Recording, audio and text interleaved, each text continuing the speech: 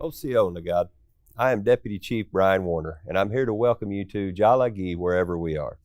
No other collective group of Cherokees better represents our culture than our national treasures, and they each strive to perpetuate their knowledge and skills through education, and we all know how important education is for our people and to me personally. Here's what to expect on today's episode. Cherokee Nation Principal Chief Chuck Hoskin Jr. will share with us his thoughts on the intrinsic value of the National Treasure distinction. Then Chief Hoskin will join me to talk more about our experiences with our national treasures, who work each and every day to ensure that our future generations have the skills to forever perpetuate our culture and our rich traditions. We will then watch a short video that features many of our national treasures speaking about the honor and the passion that they have for their craft. Next, I'll be joined by new Cherokee National Treasure Steve Daugherty, as well as Cherokee National Treasure Weynema Smith, to discuss just what the title means to them and their personal drive to preserve our traditional crafts. Lastly, Donetta Johnson is here to close out our show and to tell us just a little bit about the upcoming Cherokee Art Market. And now, it's my pleasure to introduce my dedicated, passionate, and hardworking friend, our Principal Chief, Chuck Hoskin Jr., for his remarks.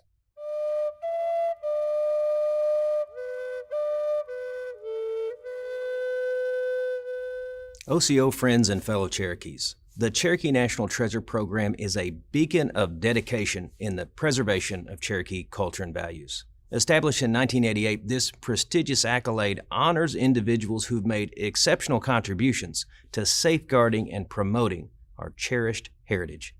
It is not merely an award, but a symbol of our commitment to ensuring that our unique Cherokee culture remains intact for generations to come. At the heart of Cherokee culture lies our language, traditions, and artistry, and a deep connection to the land. These elements are the pillars upon which our tribal identity stands. The Cherokee National Treasure Award recognizes those elders and culture keepers who have dedicated their lives to upholding these pillars, thus preserving the essence of who we are. Language, as the cornerstone of our culture, holds a special place in our hearts. Honorees have tirelessly worked to revitalize and teach the Cherokee language. Their efforts ensure that our words continue to resonate in our community, bridging generations and preserving our linguistic heritage. Traditional art, such as basket making, pottery, and painting, are more than just an artistic expression. They store and share our history as a people. Cherokee National Treasures are master artisans who have not only honed their skills, but also dedicated themselves to passing down these traditions. These individuals embody our core values of community, respect for Cherokee families, and the environment. They ensure that Cherokee wisdom endures through time and through crafts. Most of these artistic practices are handed down through generations, and they weave like a ribbon through our identity as Cherokee people.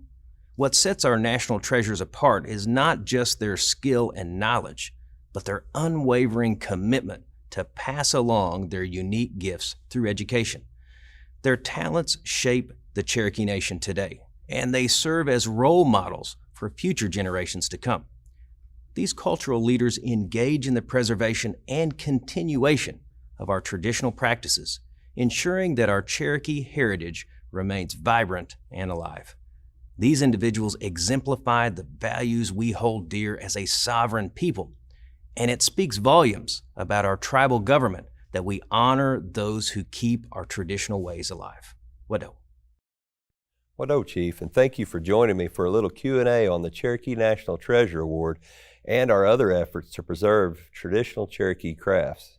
There is no doubt that the Cherokee National Treasure distinction has had an amazing impact on the preservation and the perpetuation of our culture by recognizing these amazing and talented individuals who learned the language and crafts that our ancestors passed down and shared those with each and every day with Cherokees and all of our neighbors. Now, Chief, I know we have some idea of how these national treasures have impacted other lives, but how have they impacted your life?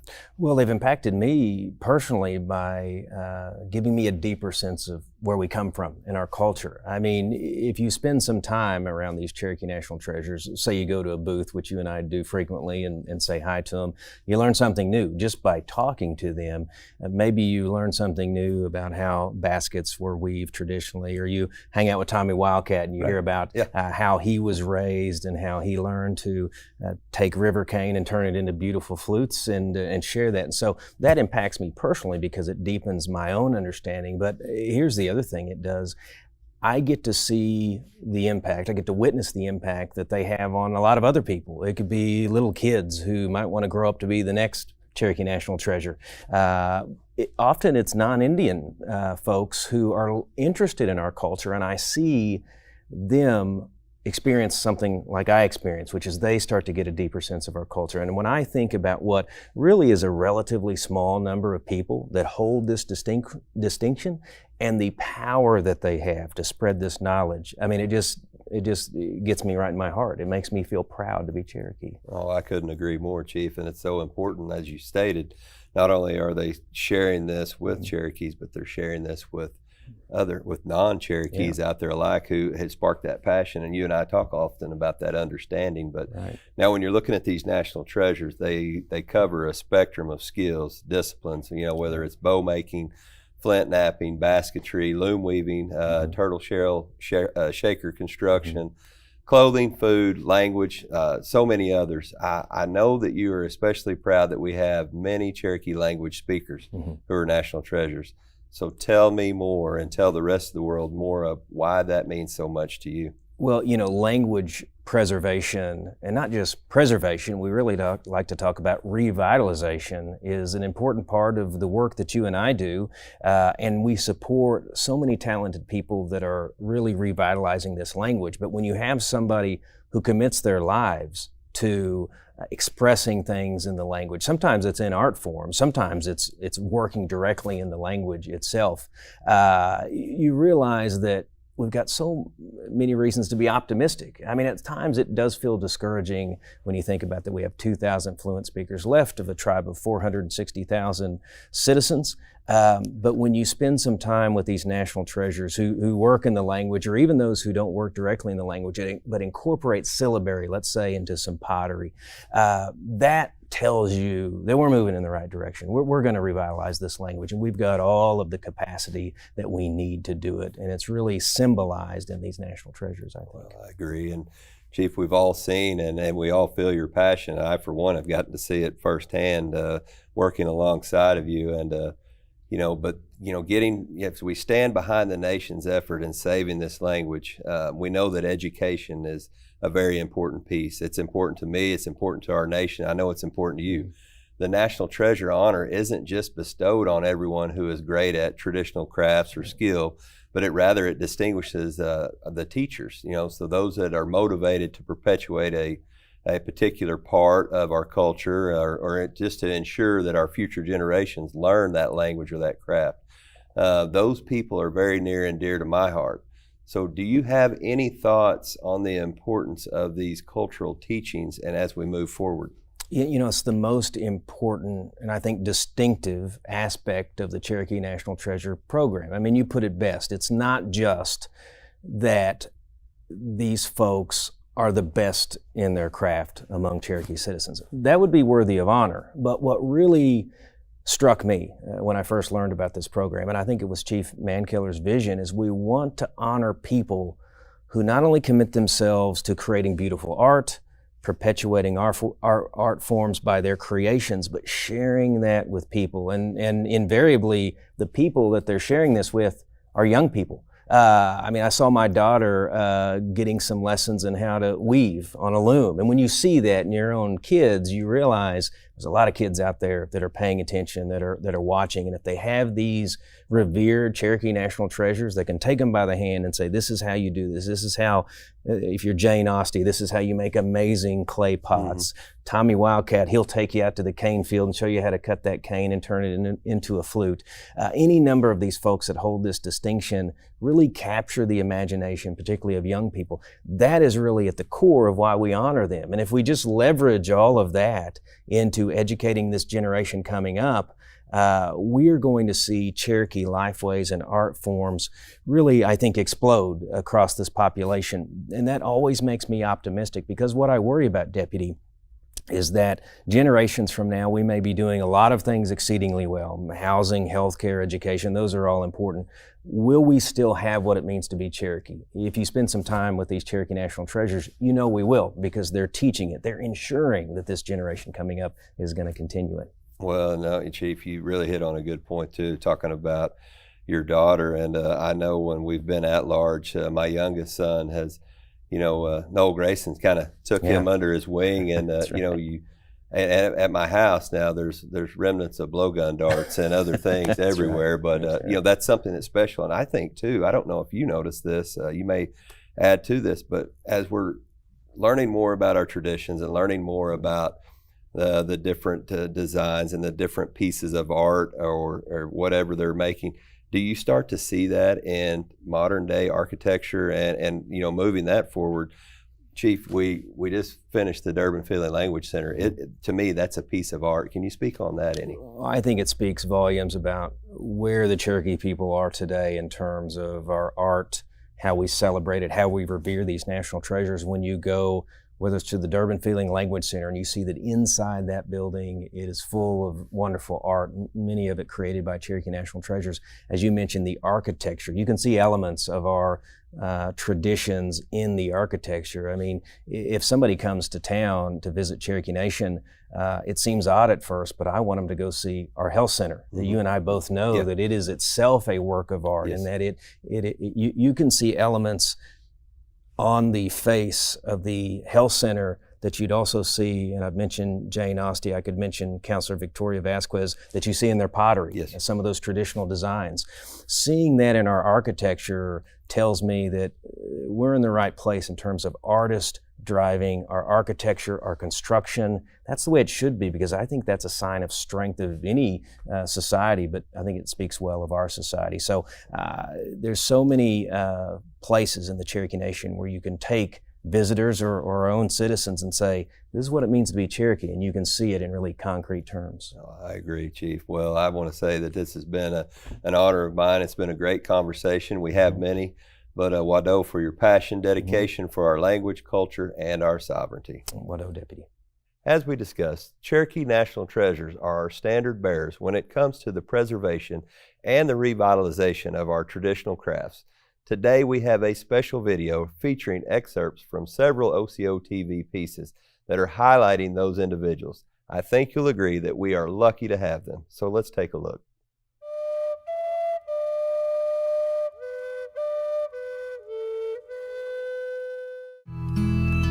Cherokee National Treasures are people who pass along their information. See, it's like they're gone now, but I'm still remembering the things that they taught us. So that's where it never really goes away. Being named the Cherokee National Treasure is something that I will hold near and dear to me for as long as I live. The Cherokee Nation decided that I could be one of the national treasures. And I really have a deep sense of feeling that this art, it just must be preserved. And I feel like I have a responsibility to do what I can to preserve it. I was very blessed in 2013 to be designated a Cherokee National Treasure. When you're not, and you think that would just be the culmination of everything, if I could just achieve that somehow, I could just coast, And it was just the opposite emotion. It is a huge honor, but it is also a challenge, because I feel more than ever I need to continue to grow and continue to improve my work and continue to push the revival and continue to teach, because I represent the Cherokee Nation now. They call me Eddie Morrison. I am a sculptor. I am Cherokee, and I am very proud of it. I became a Cherokee National Treasure in 2014. It was, I always tell people, I said that was the pinnacle of my career, I think. I'm very proud of that, to have been named a Cherokee National Treasure. It's a great honor, and it was something that it would take a lot to top it. I'm Tanya Hogner-Weevil, and I'm a National Treasure designated in textiles and was given the honor in 2012. And Cherokee people especially have a gift to share with each other. And if that's through art or clothing or whatever it is, I'm proud to be part of that. My name is Chuji Kingfisher. I'm a storyteller, was blessed with the title of Cherokee National Treasure. Storytellers are historians. Storytellers are everything, to our tribal people. But the stories that I tell, they're not mine. I just share them so that they continue to live within our people. Stories are living things. They only live when we tell them. And so they'll never die as long as we tell them. My name is Mike Dart. I am a Cherokee National Treasure for basketry. I received the award in 2017. I was always interested, in my Cherokee culture, in my Cherokee background and heritage. Whenever I first started making baskets, and after I made the first one, it was just like I felt a connection to all my ancestors and to our past. And it's one of the only art forms that we have that has continued in some way. It's evolved and it's changed over the years, but it's still continued. Several years ago, they said our language was dying. People have been trying to bring our language back, and I think, like everybody says, the children are our future. And these are the children that are going to be speaking Cherokee. I'm passing on language. I'm passing on a little bit of tradition, culture. It's a good feeling. All of the stories are teaching the kids something. How things came to be, how to be a better person, how to be more understanding of people who are different, that sort of stuff. They have meaning, and the stories are a part of who I am, and who we are, and how we came to be here together. If they can learn, I would leave them for them to learn about their own spirit and how to use that spirit. We have a good chance giving back to Indian people what they have lost. That's what my ancestors meant when they said, answer these people that ask what you believe in. You believe in the old way.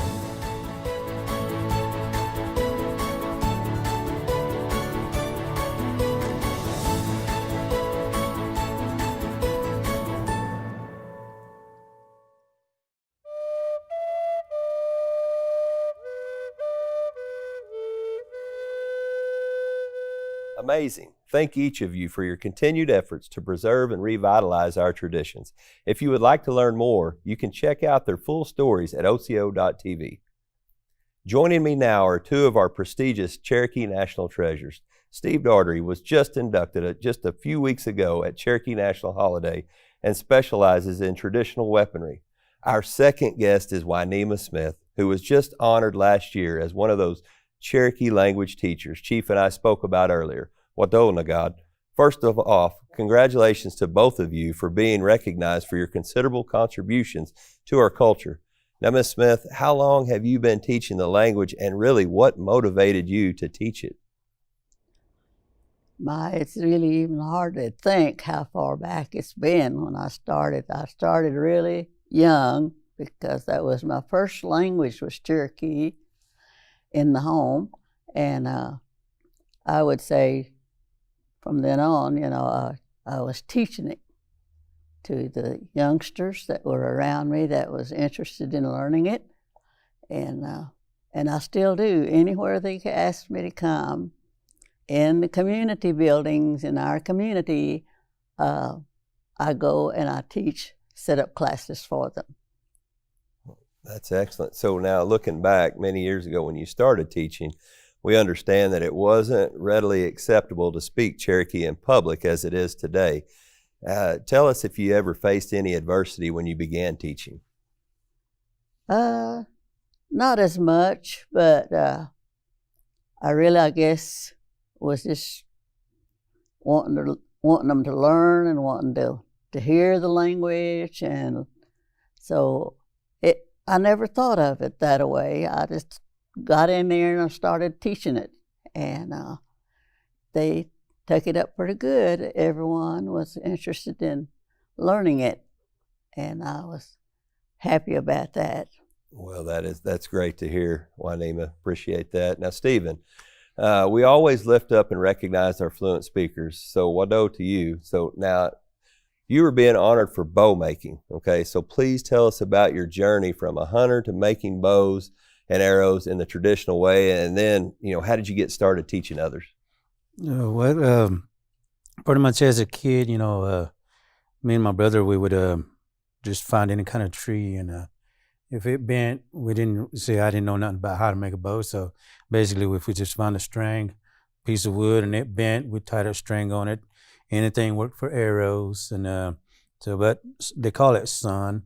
It's just a plant that grows straight, and we just cut it, and it made for a good arrow. So pretty much it's just anything we can get our hands on. If it bent, it shot. If it fly.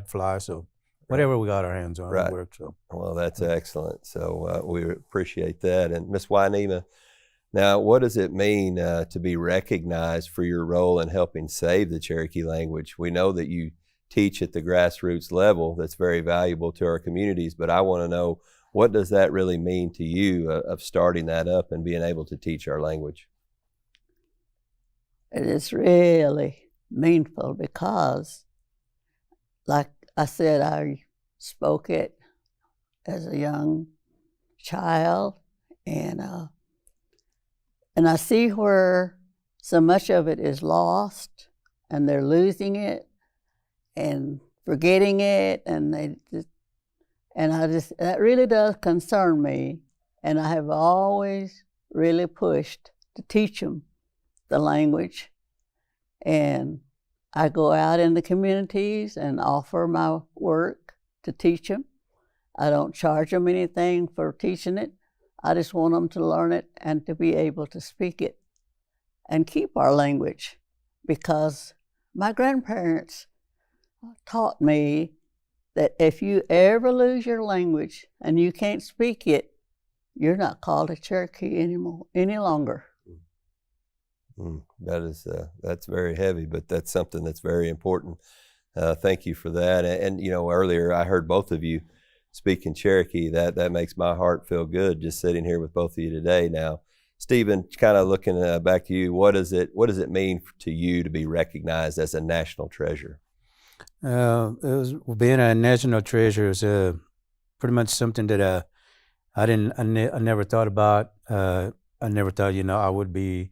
It didn't matter if I went till I died doing what I do, not being recognized. I mean, it's just something that I love to do, but it is an honor, there's for the recognition of it. But other than that, it's just good. It's something I love to do. So excellent. Well, and I know just to give you a little indicator from behind the scenes that night when everybody was patiently waiting to see who the national treasures were going to be. When you were announced, I know a lot of people, they had your back, and I know that I've seen your work, they've seen your work, and we know that you deserve it. So, Wado for that. Yes. Yeah.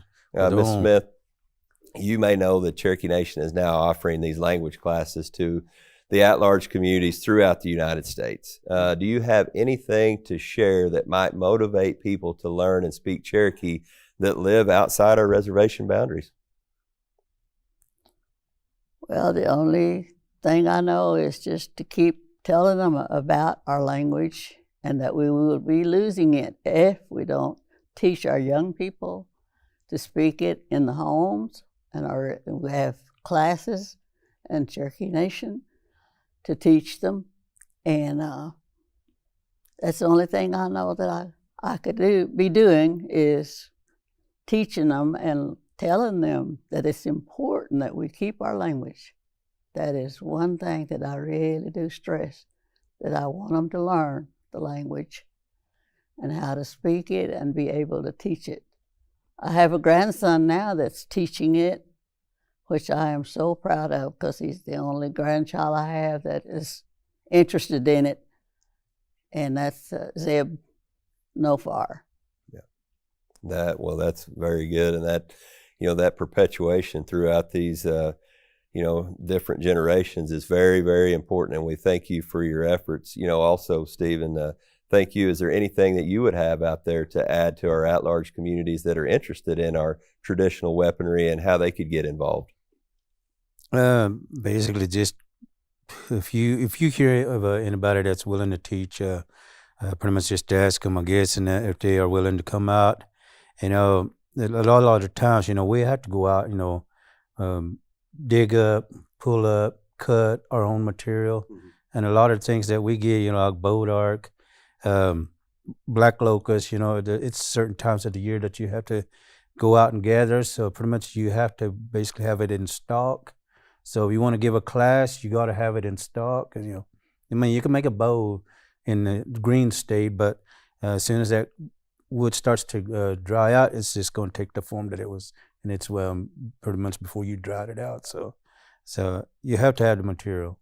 But if anybody wants to learn them, I'm always willing to teach, and that's one of the things I do love to do is, and my boys, they already know how, and my daughter, she knows the steps to it, and I've got pictures of my baby or our babies where she was looked like she's napping, but my kids, they're already, they know the steps, but the boys, they can make their own bows, their own arrows, but it's just, if you hear about it, go to it.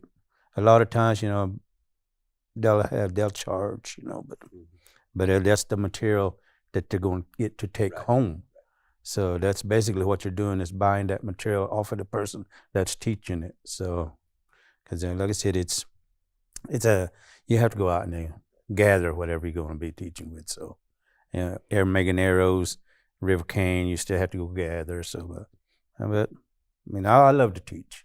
That's one of the things I really like to do, even with the language. Cherokee was my first language too, and so my wife, my girls, our boys, they hear it quite a bit, and the girls during the immersion, but that's a whole different story. I can go on and on about the language, but just try to keep it alive, everything, the culture, the language, and the art, which is, they call it art, but that's the way we were.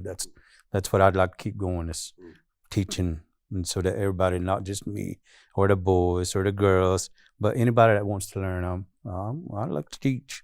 Well, wado to both of you for joining us today. And not only is it rewarding to hear about your work and your efforts to share your knowledge, it's also rewarding for you to share about your family. That's something that falls into our Cherokee community values, and we hold that in the highest regard. So I think you're both truly an inspiration to all whose paths you cross, and we are so grateful for each of you and all of our national treasures. So wado. Yeah, wado. Wado. If you know anyone you would like to nominate as a Cherokee National Treasure, you can find the application and the deadlines at cherokee.org. And now, Donetta Johnson joins us to tell us about the work and support of National Treasures and the upcoming Cherokee Art Market. Donetta? Sionagad, Donetta Johnson Tawaton. I am the Cultural Programs and Events Manager with Cherokee Nation Cultural Tourism. Cherokee National Treasure is an honor created in 1988 by Cherokee Nation to recognize people who have made significant contributions to the preservation of the tribe's art, language, and culture. The title is awarded to people who have demonstrated exceptional skills in traditional art forms such as Cherokee language, painting, sculpture, storytelling, and flint knapping, to name a few. But it's not just about a skill. More importantly, it's about the perpetuation of our lifeways, our history through culture. Each of those given this distinction has taken considerable time honing their craft, but just as importantly, they teach others. These teachings include not only the materials and tools to do so, but the history and reasons why our ancestors utilized these tools. It is such a vital aspect of our culture to teach through oral traditions, and perpetuation is key. Perpetuation teaches our children that what they are learning today continues to define us as Cherokee, which has been passed down through millennia. They are witnessing our ancient lifeways in a modern world. I urge each of you to research our Cherokee National Treasure program, and more importantly, the treasures themselves. They live and breathe their craft and love sharing their skills, stories, and trades. There are several opportunities throughout the year to see and acquire works by these artisans at the Cherokee National Holiday and events across the reservation. Online opportunities to help support them are the Cherokee Nation Gift Shop and the annual Cherokee Art Market, coming up this year, October 14th and 15th, at the Hard Rock Hotel and Casino. This show hosts more than 150 nationally renowned artists representing tribes from across the United States. We always look forward to seeing the new creations of our national treasures, which represent our ancient ideals in today's society. I believe you will be awestruck by their abilities, visions, and cultural mindfulness as well. Wadon. Wadon, Danetta. Many of you have seen her on Cherokee Nation social media offering the Cherokee word of the week, Wado, for all you do. In Cherokee, there is no word for goodbye, so we say Doldago Hai until we see each other again. And now, the incomparable Tommy Wildcat.